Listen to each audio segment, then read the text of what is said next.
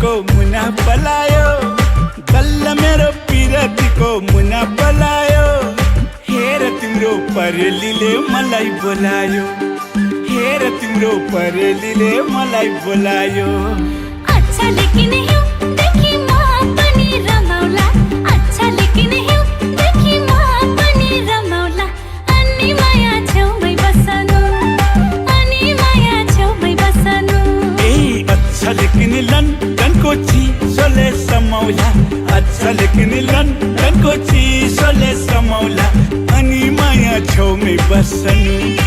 अनि माया छेउमै बस्नु